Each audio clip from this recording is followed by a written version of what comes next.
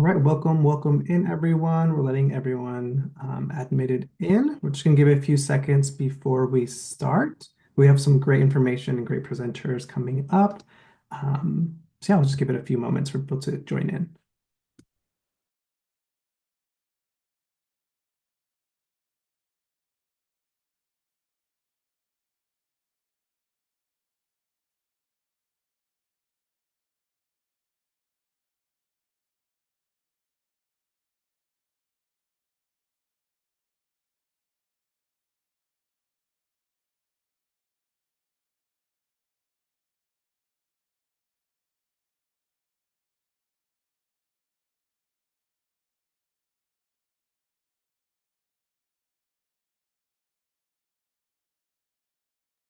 All right, we're going to continue to let individuals in, but we'll go ahead and get started.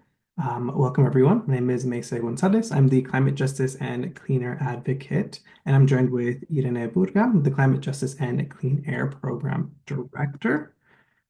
Before we start, I'd like to hand it off to Monse and Ingrid, who are going to give a little bit background on how interpretations are going to be working. So, and Mike's all yours. Hola, hola a todos, bienvenidos a esta reunión bilingüe entre inglés y español. Todas las personas que no sean bilingües en inglés y español van a seleccionar un canal de interpretación. Hello, hello everyone. This is Ingrid. I'm going to be one of the interpreters today. We're going to have a bilingual space in between English and Spanish, and everyone who is not bilingual in both is going to select an interpretation channel.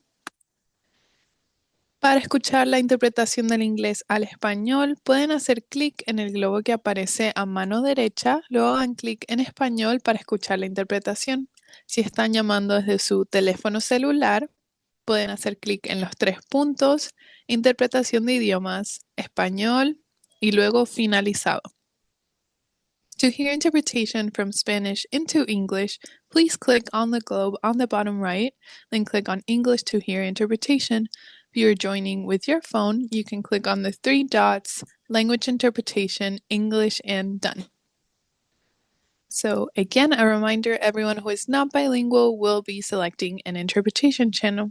Un recordatorio, todas las personas que no sean bilingües sí van a tener que seleccionar un canal de interpretación. Some reminders to create this space of language justice. Please say your name when you participate so that the people listening to the interpretation know who is speaking. Algunos recordatorios para crear este espacio de justicia del lenguaje. Por favor, di tu nombre cuando participes para que las personas escuchando la interpretación sepan quién está hablando. Also, we will be using in Spanish the E to provide gender inclusivity. También en el español vamos a estar usando la E para usar la inclusividad de género. So please mute your mic when you are not speaking so you are not interfering with the noise that we can hear. Por favor, silenciar el micrófono cuando no estés participando para poder mantener el enfoque en la persona que esté compartiendo. And also speak up loud and clear. Por favor, hablar en voz alta, fuerte y claro.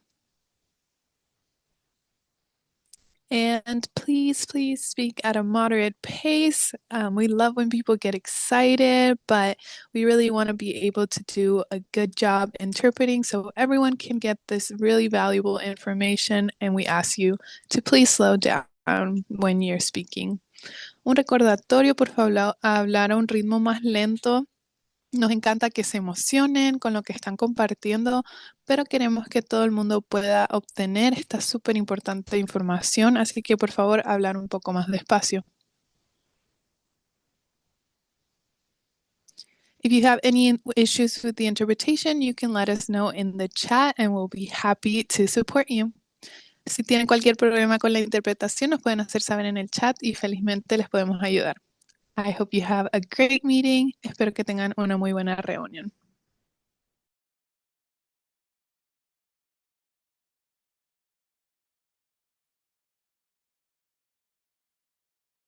Awesome. Thank you so much for helping us with interpretations. And again, make sure to click on that little globe to activate those interpretations.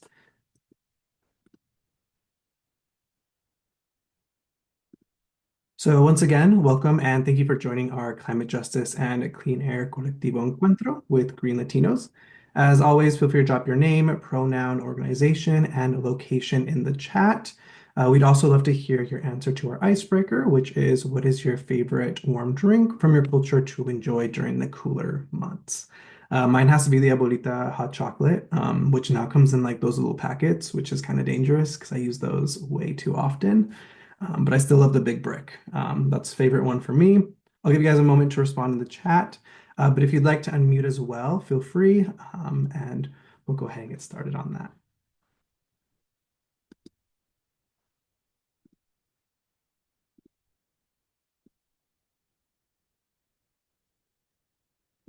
I'll just say mine. And hi, everyone. My name is Eden. I'm the Climate Justice and Clean Air Director working with Maysay.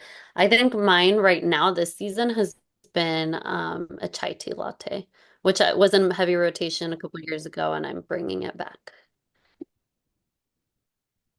I'm just reading some down here. I see té de manzanillo. That sounds really good. I love manzanillo. That's yummy.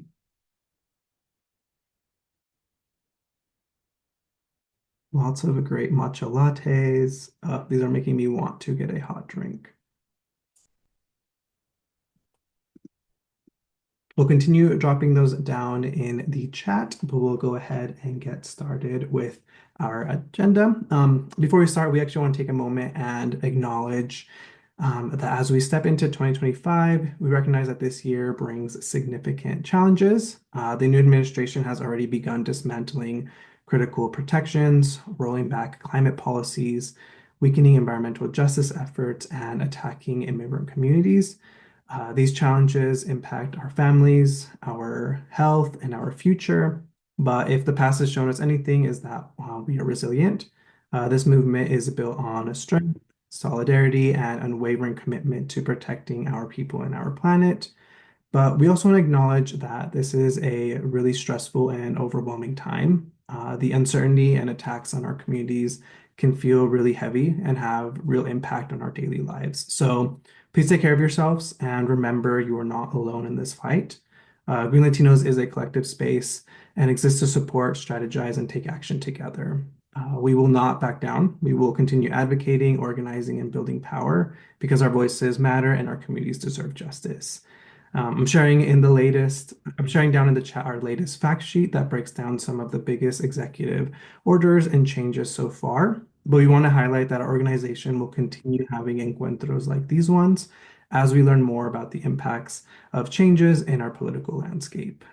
It's been very overwhelming and things are happening on a daily basis. I'm sure you've heard of the new layoffs with the EPA and things just keep rolling out. So we simply can't get to all of it in this hour, but we do want to highlight a certain amounts with our upcoming agenda. So again, down in the chat, we are dropping those links to both of those fact sheets.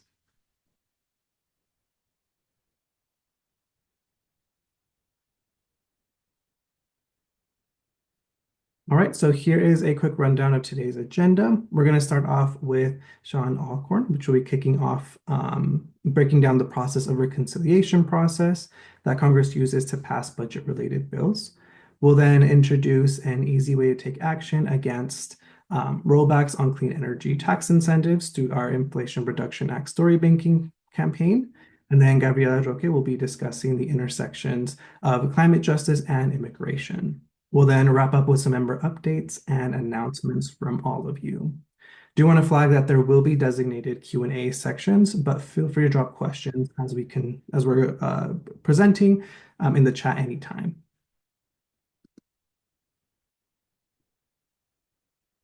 So first off, I'd be honored to introduce our speaker, Sean Alcorn. Sean is a senior legislative analyst on the government affairs team at the Natural Resource Defense Council, NRDC, with 13 years at NRDC. He brings deep expertise in congressional and regulatory procedure.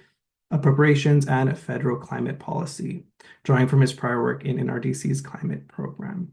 For those unfamiliar with NRDC, they are a nonprofit environmental advocacy organization dedicated to protecting the planet's wildlife, wild places, while ensuring that everyone has access to clean air, clean water, and healthy communities. Thank you so much, Sean, for joining us today. The floor is all yours.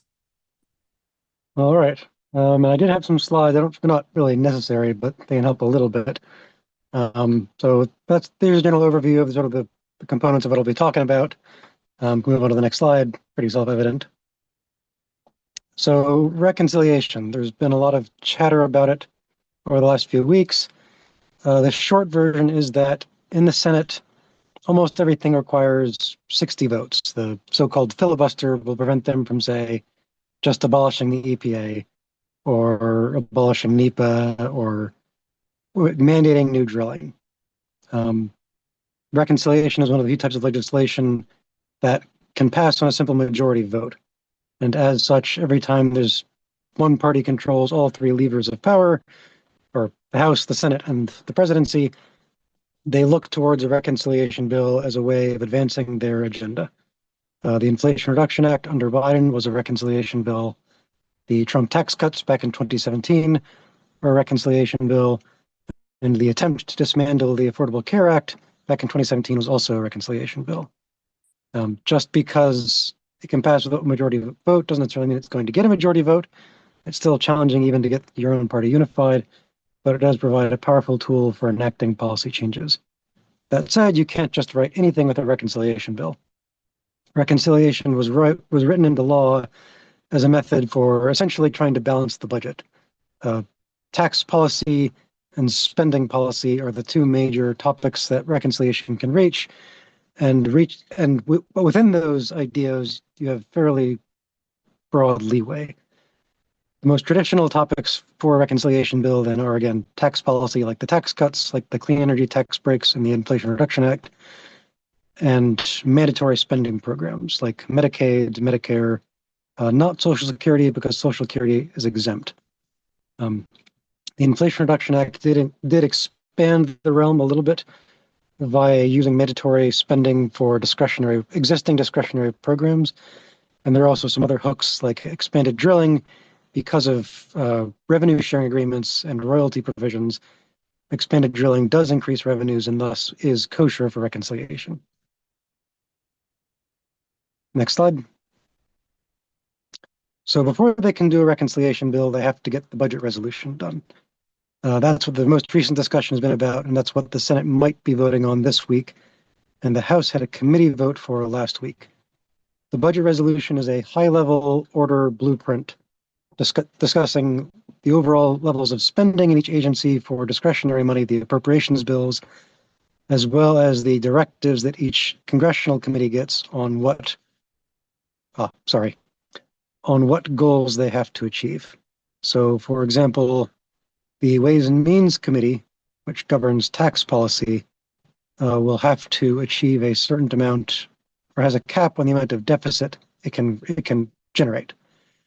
It can only have up to $4 or $5 trillion of new deficits, whereas the Natural Resources Committee will have a minimum amount of deficit reduction it has to achieve, such as through new drilling to generate royalties. This provides a rough sense of what all policy might be in the following reconciliation bill, but it does not specifically say what a given committee has to do. So to hypothetically speaking, the Ways and Means Committee could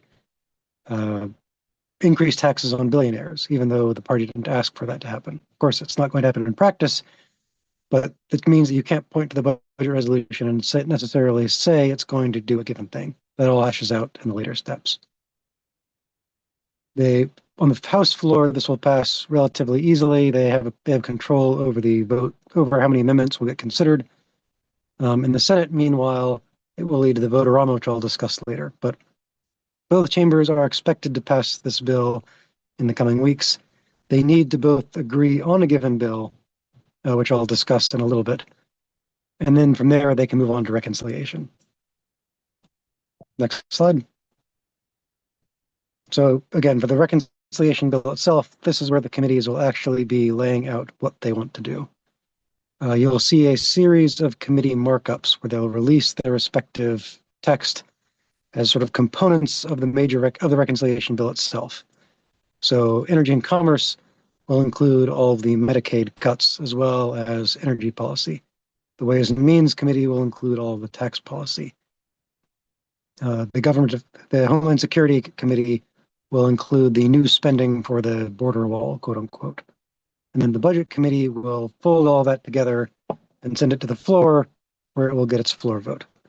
So the big question right now is what they'll be doing, which direction they'll be going.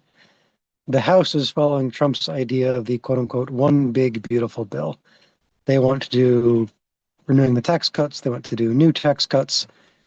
They want to do expanding defense spending, expanding immigration enforcement, border militarization, border wall, all that jazz, expanded drilling, as well as a number of other topics that aren't kosher for reconciliation, but they'll still try to do.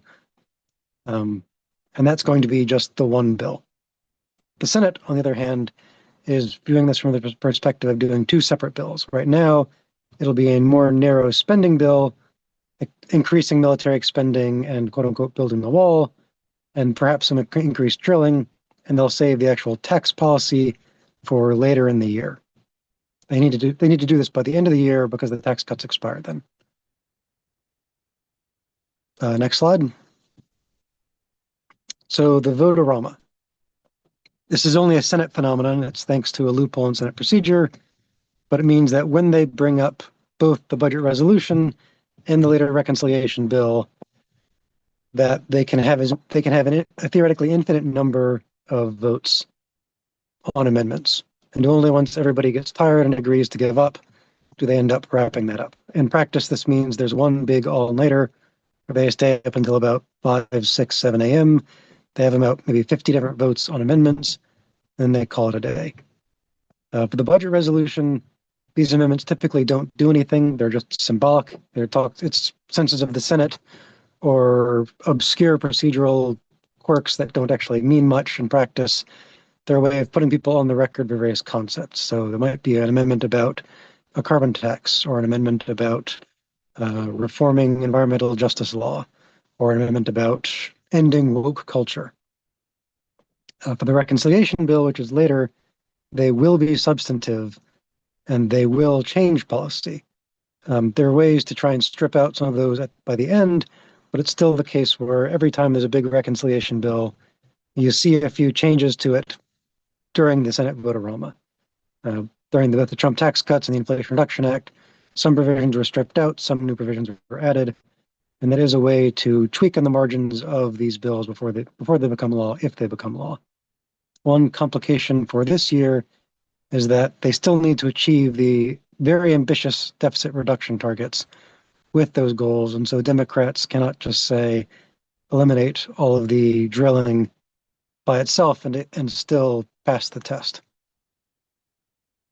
There's more to discuss on the individual politics and individual policies that might be in it, but I'll leave that for the question and answer period because that's just the basic sense of how it all works. And I can get into the nitty gritty if folks have questions about that. Is that okay?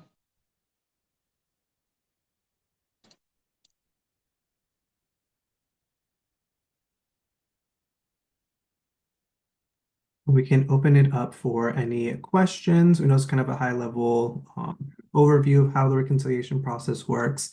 But if you have any questions, and we're just checking the chat as well right now. So feel free to raise hand and then we can unmute you if you have any questions.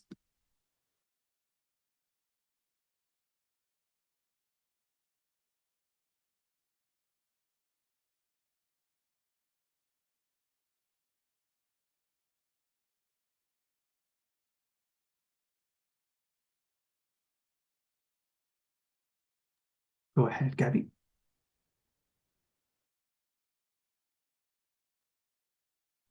Gracias.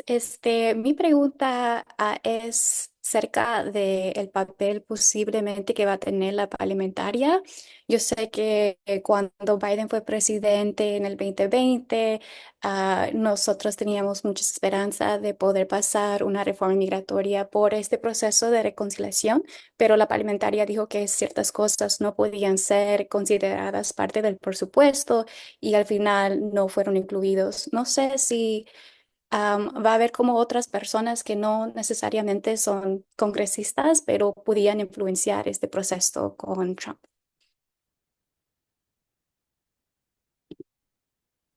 So this year, because it's Trump and a Republican Congress, the process is going to be largely led by, or almost entirely led by the Republicans. The bill that passes will be on party lines, probably a 50-50 or 53-47 vote in the Senate. And in the House, it's a very narrow margin, so they'll need to basically unify the entirety of the Republican caucus behind it.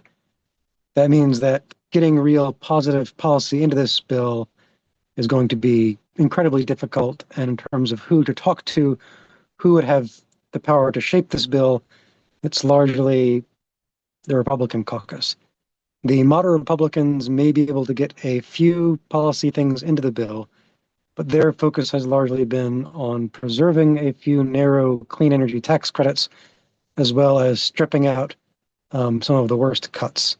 So Medicaid has been one of the hot, Medicaid and food stamps, SNAP, have been the two very hot ticket items in the discussion for this reconciliation bill, because the Republican proposal would lead to the most draconian cuts we've had to the social safety net in generations. But in terms of positive immigration policy, there's really no opportunities there, I would say. It's more about mitigating the damage that we can. And again, the best way to do that is generally trying to find a way to get moderate Republican support, which, as folks here probably know, is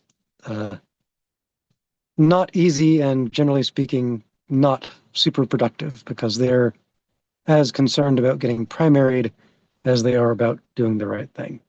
Does that help?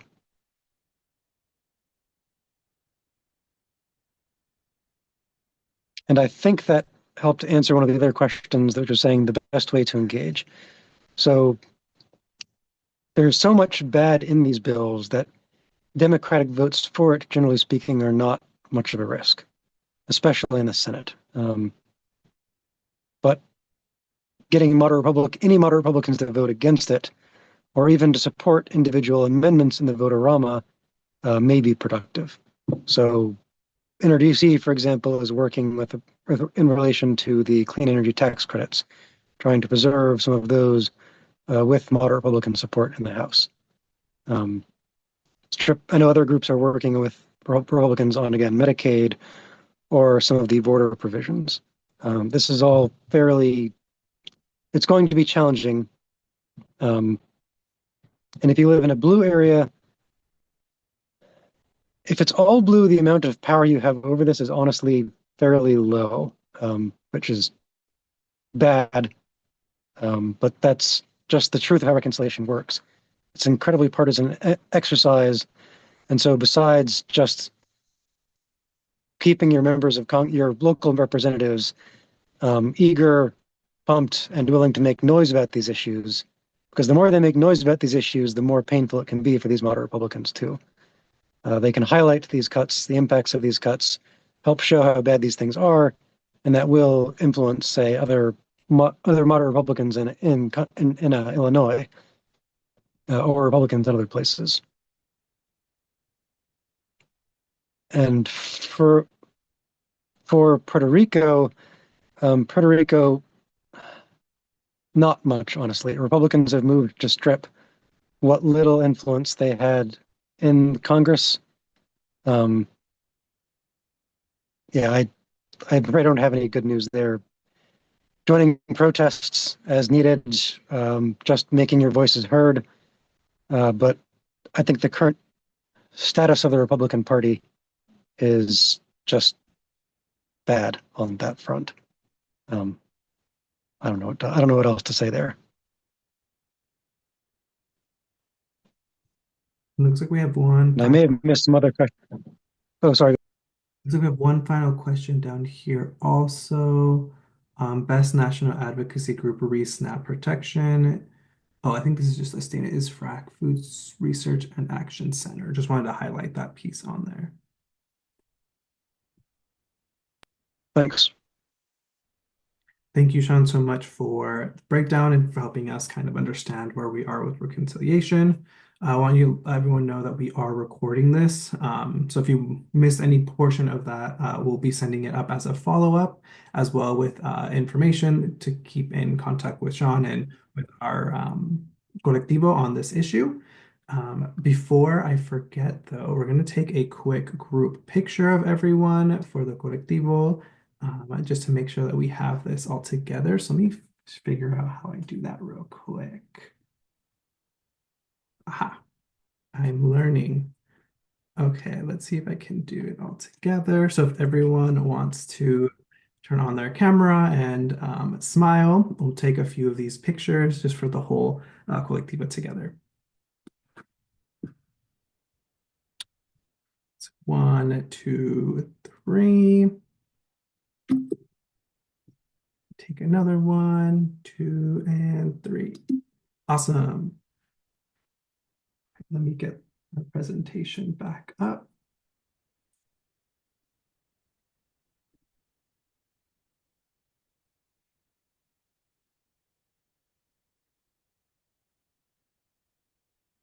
Let's see what's going on.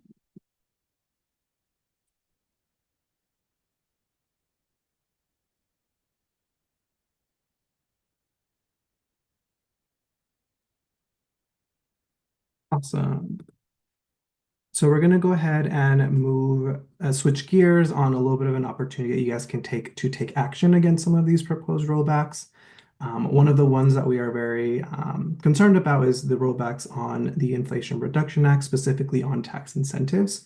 So we want to highlight that, give you guys a little bit of background if you're not too familiar with it. As many of you know, the Inflation Reduction Act was one of the most significant climate investments in U.S. history.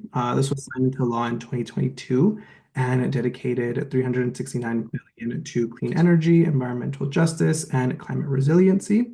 The goal was to cut emissions by 40% by 2030, while creating jobs and lowering energy costs.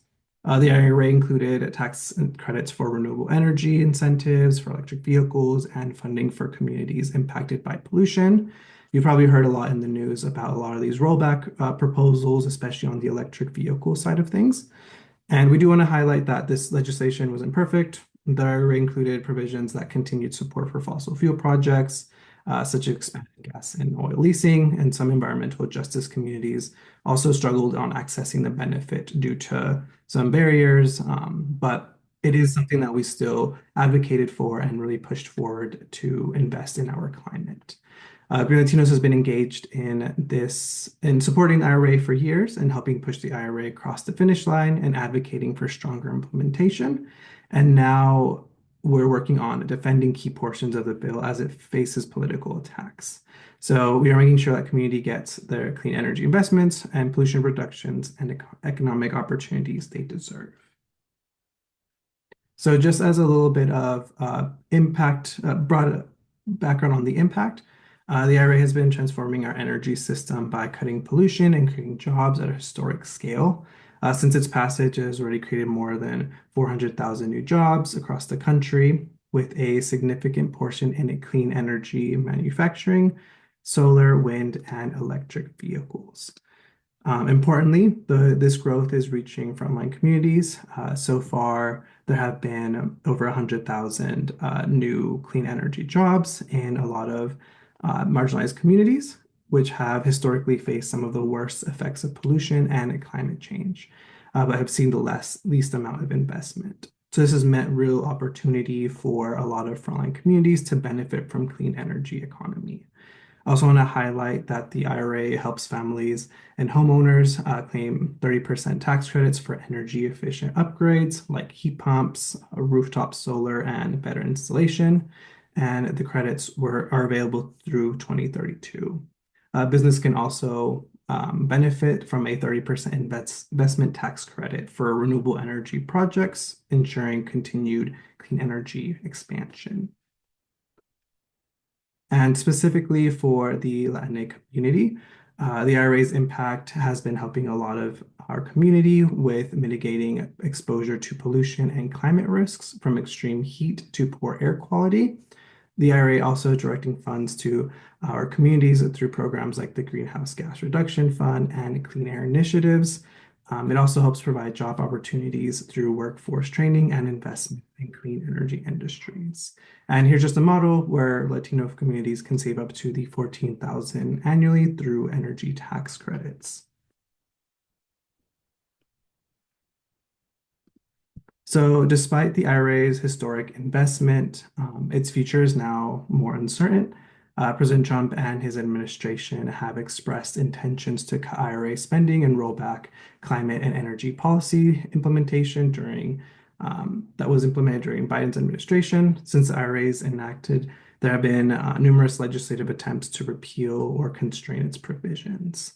One of the biggest threats that we're highlighting is the tax incentives. The 30% tax credit for energy home upgrades that I mentioned could be rolled back. There's also the tax credits that help businesses invest in energy projects that's on the line. And there are other attempts for those programs that we mentioned, like the Greenhouse Gas Reduction Fund and the Methane Emissions Reductions Program. So as Sean mentioned, there's these processes that are put in place to roll back a lot of the monetary pieces of things, specifically with the budget. And we are working on a campaign to highlight the benefits of these provisions. So as Sean mentioned, one of the biggest pieces that can be engaging is to really highlight what is being put at stake and highlight the real impact of a lot of these provisions.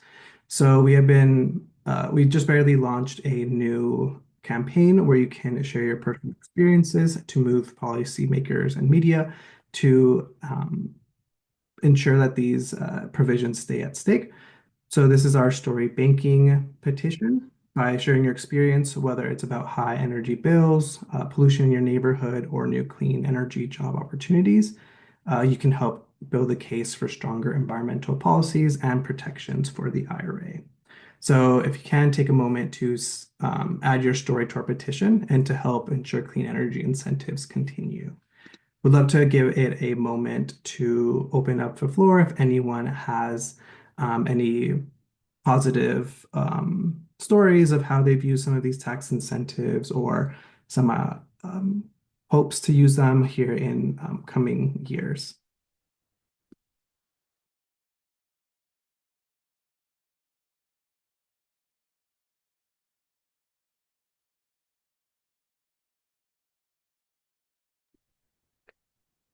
I see Terry has one mentioning that they'll be working on serving as a catalyst to distribute funds through CCIA to offer affordable financing focused on underserved communities.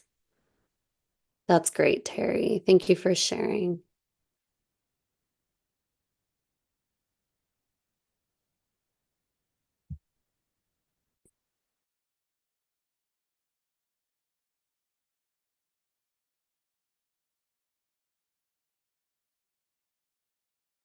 I also see one from Steve. Yes, their EV car incentives and heat pumps.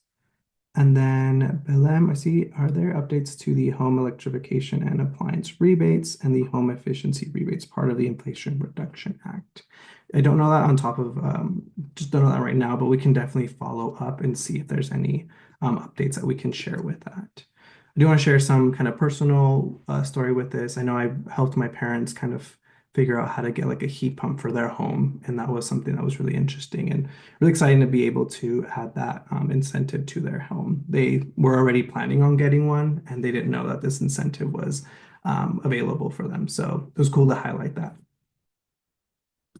Yeah, no, I know. Hi, my name is Belém. I know that there have been, right, these incentives to help homeowners and just like people get a tax credit. But I was just wondering if with the recent, Trump administration and the attacks on all of these like benefits, if any of these particularly have been impacted. Like I know my organization has been trying to work with putting the information on this out there to let community members know that this exists, but it's been kind of gray on understanding whether this program is actually in place. Like if people go and do this, will they actually be receiving their tax credit? And Bill, just a quick follow-up question. You're in your state? What state program is that? This one particularly is for Arizona that we were tracking, the home electrification and appliance rebates and the home efficiency rebates.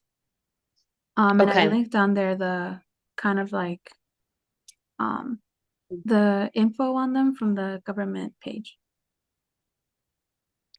Yeah, I think so. I know from California, that they have like a lot of their state initiatives and programs and like some of the local municipality programs that were somewhat funded by IRA are still up and running. I think it depends on each of the state and city programs. So it's not like a good answer, but I have seen a resource from Evergreen that I can dig up and we can send up in a follow-up email that breaks down some of, I believe it was Evergreen or might have been another group, that breaks down some of like how IRA funding is like trickling down. But to answer your question, I think it's dependent on each locality or state. My best response would be to probably get in touch with the customer service of like that utility and ask, because I know for LADWP, for example, in Los Angeles, they are supplementing some of the funding, and I think some programs are in jeopardy. But this is all still shaking out. We don't know exactly how actually all the tax credits are like being affected just yet. So yeah, that's my best answer, but I'm gonna try to dig up that resource and send it to you because that's the best that I've seen so far. Oh yeah, thank you. That's kind of like where I have been at. Like I've been trying to look up or find research on kind of a guidance on how best we can deliver this information to our community, but everything just kind of seems to be pending or put on hold. And I just wanted to bring it up in case anyone else had some resources or support on how we can get answers. Thank you.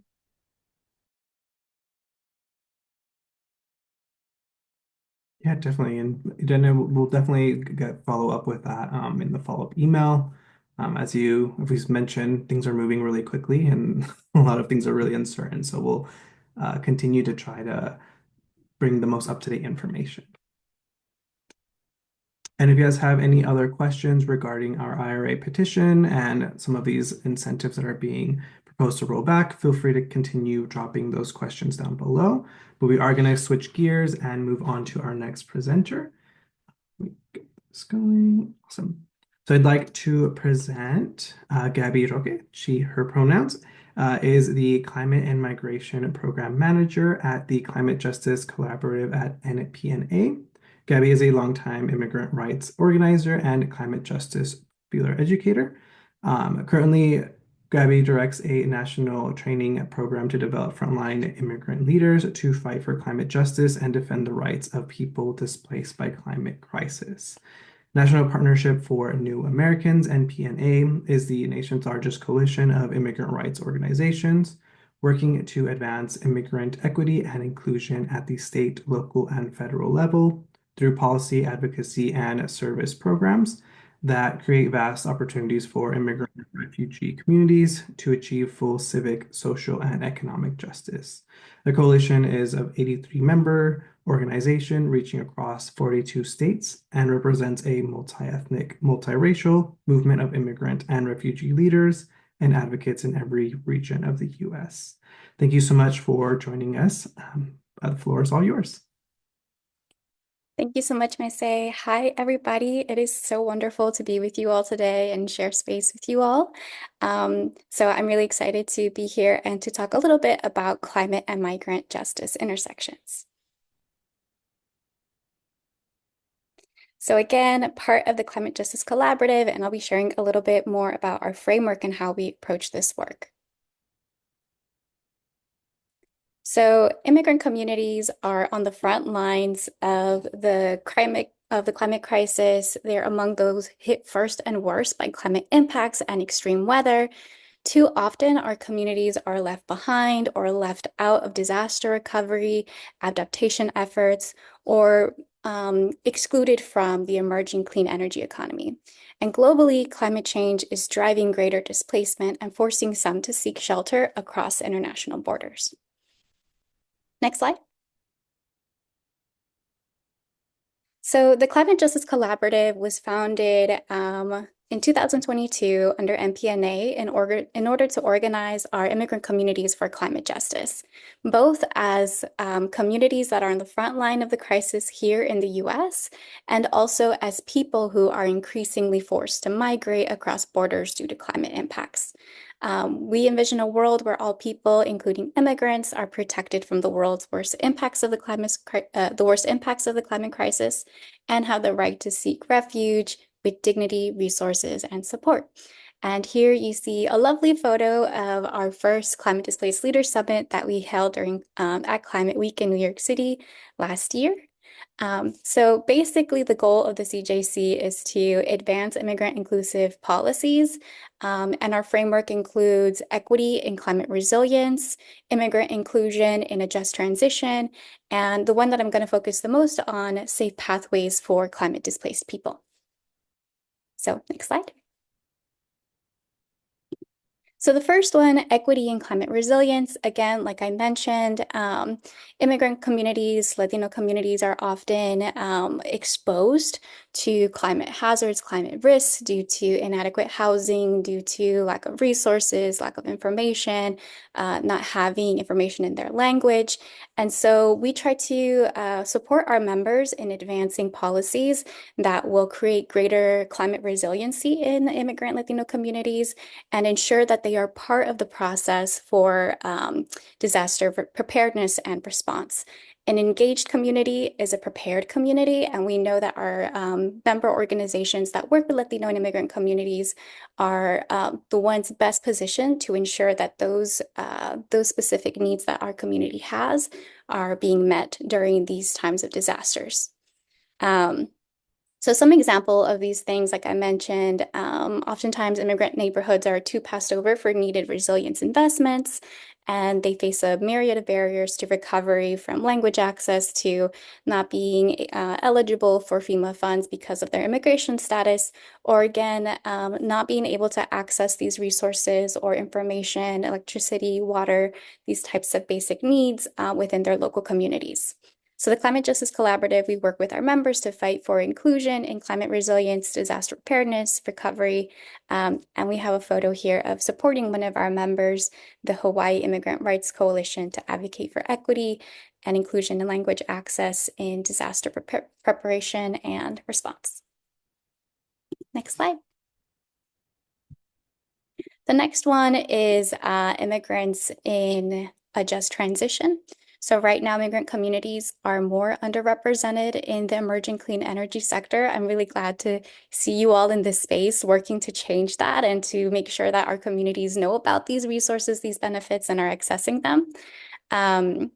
Around the country, the CJC is also supporting our members to ensure that immigrants and refugees are included in these opportunities for a just transition and benefiting from new workforce developments, new neighborhood investments to reduce pollution, to have better infrastructure, to have better housing that's more climate resilient, and also accessing these consumer benefits, right? We don't want the clean energy transition to happen and leave our immigrant communities behind paying the highest burden for energy, right? So it's really important that we are making communities aware about these opportunities and helping them access them.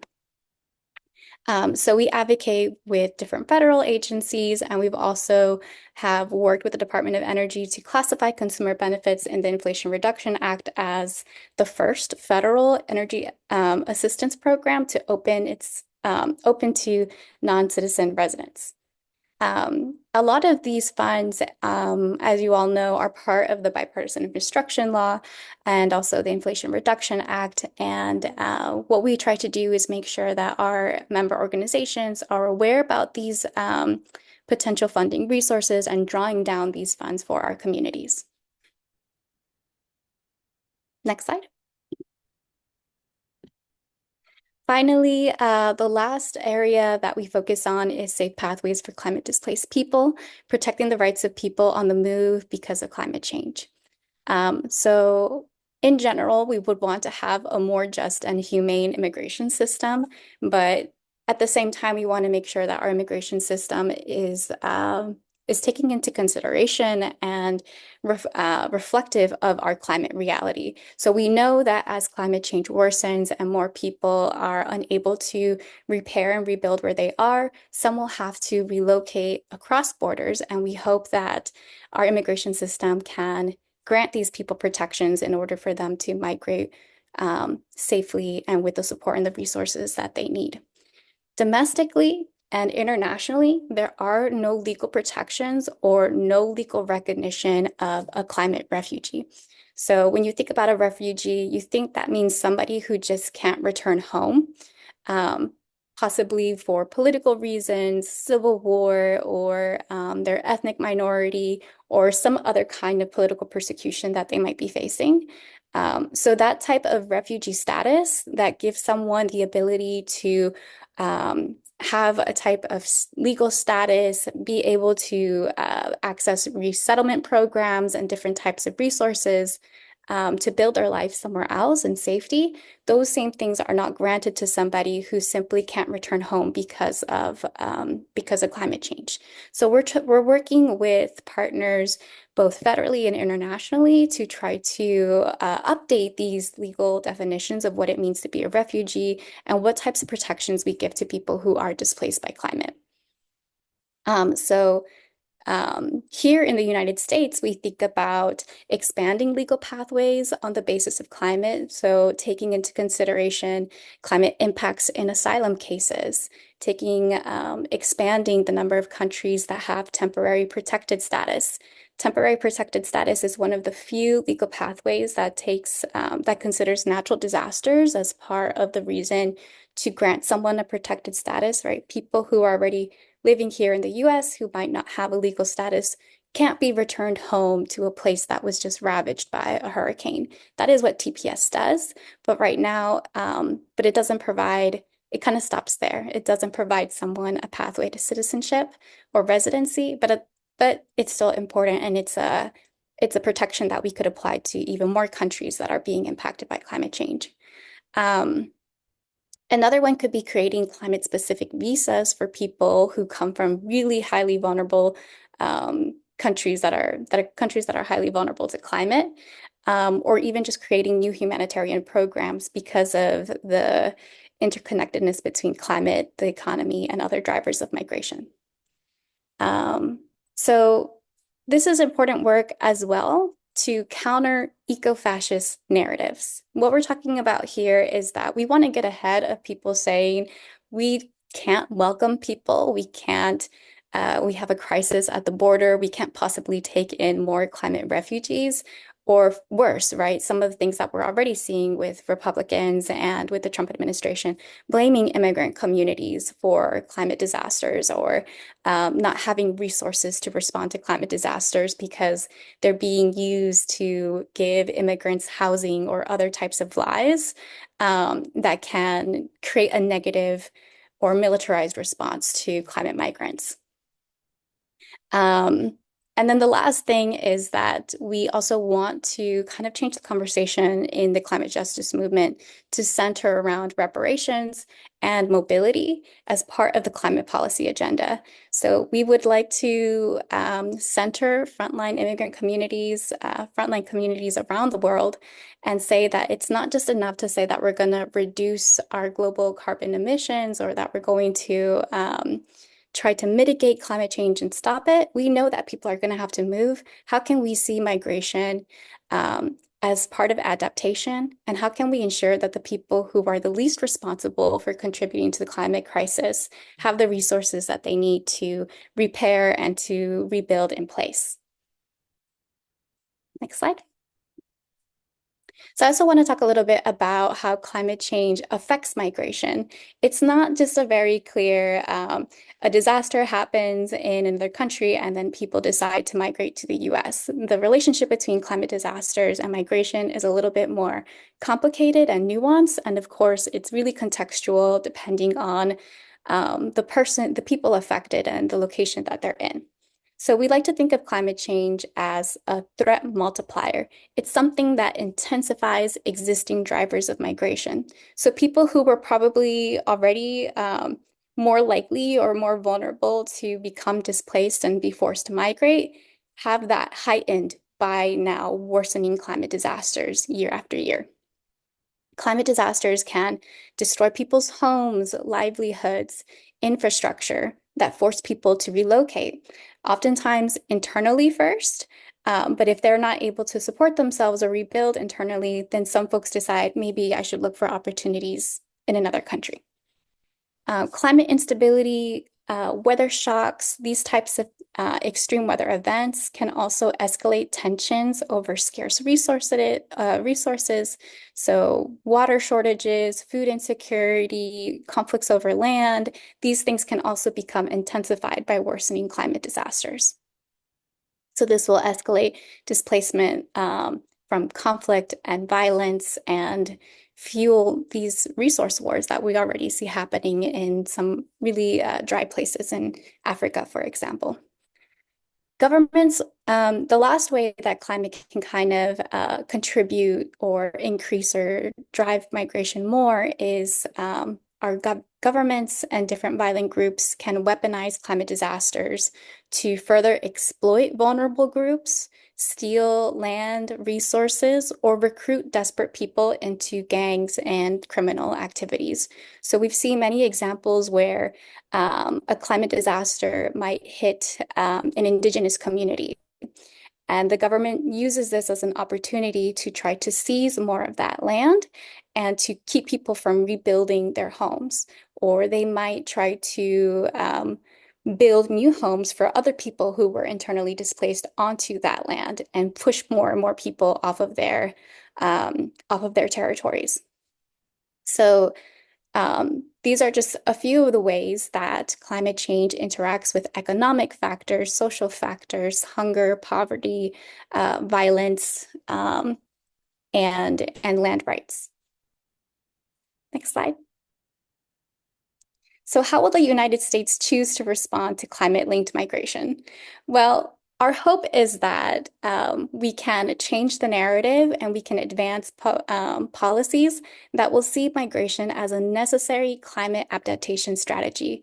So resourcing people's right to stay through climate reparations, like I mentioned, having the resources needed in order to rebuild where they are in their home countries, and protecting people's right to move with safety and dignity when that's not possible. So if for some reason you're not able to stay, let's say like from sea level rise, your land is gone, you're going to have to move. You will be able to find a legal pathway and have resources to move and find safety and relocate and rebuild where you are, and hopefully, you know, contribute to the solutions, the green economy happening in this area. So again, we want to integrate our immigrant communities into efforts for a just transition. Because many immigrant communities are already doing that work as electricians, working in construction and agriculture, and being part of the solution already.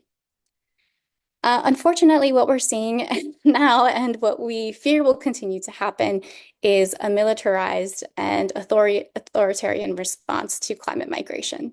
So more military reinforcements, more physical borders, more detention, infrastructure, keeping people from accessing safety, keeping people from exercising their right to seek asylum, and closing other immigration pathways that will make undocumented immigrant communities more vulnerable to exploitation and to danger.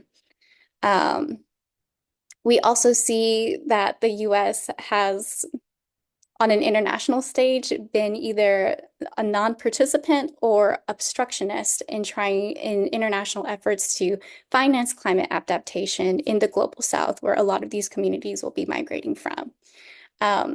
Worst case scenario, we see a global rise in authoritarianism, really based in xenophobia. Could go to the next slide. So we see, you know, right-wing politicians like Trump talking about immigrants and talking about border security and using these threat and fear-based narratives to build power, to motivate their base around fear against immigrants, against an outgroup, to consolidate power. And we feel that it's important that people understand how to talk about climate migration in a way that won't fuel these dangerous narratives that allow Republicans, allow authoritarian politicians to say, see, this is why we need more military spending, or this is why we need to build more cages, more detention centers to handle this wave or this threat or the flood of immigrants that are going to come to our borders. So here are some examples of some of these types of dangerous narratives that we're trying to avoid. I'll give you just like a second to look at these headlines. Phrases like mass migration, unprecedented migration, waves of migration. These headlines dominate the discourse on climate migration, both in news and online. For example, in 2022, more than 1 in 10 tweets on climate migration use these kinds of narratives. And this has been in part because of the Global North climate movement to try to convince governments to take urgent action, to see climate as maybe like a security threat. However, these dangerous narratives frame people on the move as a possible threat. And research shows that these types of narratives only stoke fears of xenophobia and can justify a violent response to migrants, and overall fails to encourage climate action. Next slide. So ways that we encourage people to communicate about climate migration, we follow this progressive, the value, the villain, and the vision structure. So value, always center humans first. Humans have always moved. Migration has always been an opportunity for people to build better lives. And we want to start by appealing to these shared values rather than talking about the problem. This has shown to be the most effective way to shift public opinion. Second, you want to name who the villain is, right? So shift it from migrants and refugees being stigmatized to the real villains of the story, right? The companies, the CEOs, the banks, investors, governments who are profiting from this hostile environment, and intentionally stirring up hatred and division and scapegoating people on the move to push their agenda. And lastly, talk about the vision, right? So our vision is for climate justice to equal migrant justice, to have the right to stay and to have the right to move safely and with dignity when that's not possible. So Safe Pathways represents the real security for all of our communities. Next slide. I know I'm running out of time here. So thank you all so much for letting me share a little bit about climate displacement, climate migration, and a little bit about the way that we like to think about this issue and our solutions, our framework for creating a more just migration system.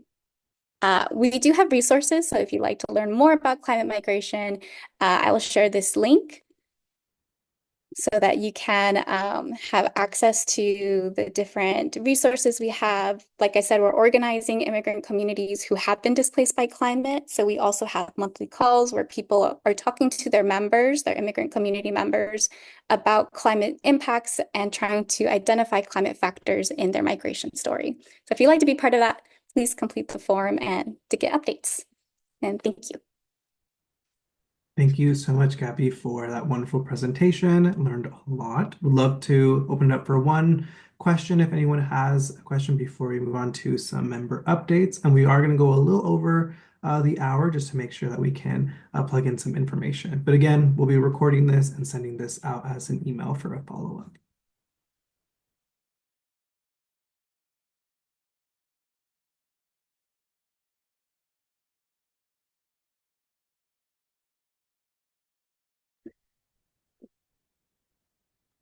All right, looks like there is no questions. I'm sure there are questions, but Yesenia, I see Yesenia has a question.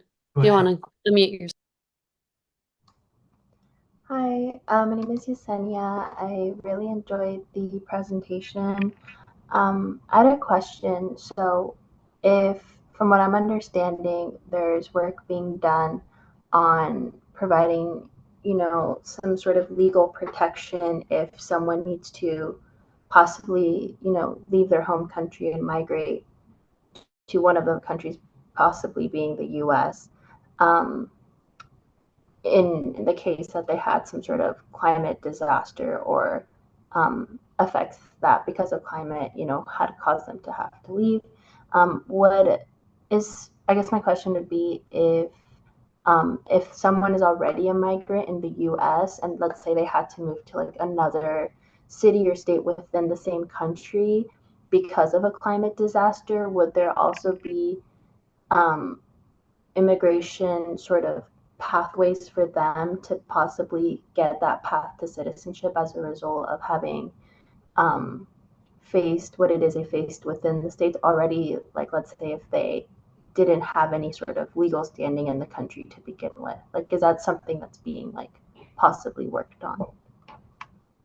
So if I'm understanding your question right, it's if somebody who was undocumented in the US faced a climate impact hazard that displaced them again here in the US, if that could make them eligible for some type of protected status. I will say right now that is not being created. Legalization alone for undocumented people already in the US, I think is kind of like what the focus would be. And I think I don't think that people are trying to like narrow down legalizing undocumented immigrants on the basis of climate and experiencing climate impacts here in the US. But it is a really interesting perspective and something to think about as more people in the US generally become displaced because of climate disasters. I just think strategically, it wouldn't make a lot of sense to try to like narrow down who in the US is already here, undocumented, and who then was displaced. I think what we're trying to do is open up new pathways for people who haven't had the opportunity to come to the US to have a type of protected status. Thank you for clearing that up. Thank you. Thank you for your question. Thank you again for your wonderful presentation. I'm gonna hand it over to Irene real quick to do a quick update on some work we're doing with the EPA Cumulative Impacts Framework, some public comments that we're pushing over. Yes, and thanks again, Gabby. That was incredible. Yeah, just incredible presentation. Appreciate it. Yeah, so just real quick, wanted to plug that EPA, Green Latinos in partnership with We Act is co-leading public comments to ensure that we are raising our voice for these EPA cumulative impact framework comments. And shout out also to internally our Green Latino States teams, many of which provided input into these comments as well. And so we are circulating our comment letter and looking for EJ sign-ons to this. And just to give a little bit of an overview, cumulative impacts are referred to the combined effects of multiple environmental stressors like air pollution, industrial waste, and climate change on communities over time. And it's, the crux of a lot of environmental justice advocacy is around cumulative impacts. And for those of you who have questions, like how does the EPA even have such a framework alive? Well, the open comment period started before the Trump administration came in. So it's an active open comment period. And even though we know that today's EPA is very antagonistic towards environmental justice, it's really critical for us to get our voice and on the record and have our the docket submitted for us. So yeah, we encourage y'all to share this with EJ orgs. Our sign-ons close tomorrow at 12 p.m. Eastern, 9 a.m. Pacific time, and we're submitting them tomorrow. So I will drop the link in here. And I think Macy already dropped it in. So yeah, you can access it there. And Macy, I'll turn it back to you. you so much. And did want to give just a quick second for anyone who might have any updates. Feel free to drop those down in the chat, or if you have a quick one, to go ahead and unmute yourself. I've been seeing a lot of updates throughout the presentations, so I can make sure to link those in with our follow-up email. Everything from some new nominations to signing on to different items. So definitely feel free to drop any of those down below. And we just want to thank everyone for joining us for our encuentro. We had a lot of information and a lot of great presenters today. I'll make sure to send over a follow-up email with all this info. And if you have any questions, here are our emails, and make sure to visit our website for more information. Again, thank you so much for joining us tonight. Thanks, everyone, and thanks to our amazing presenters today. Yeah. Okay, take care. Thank you, Irene. Thank you, Maysay. Take care, everyone. Okay. Bye.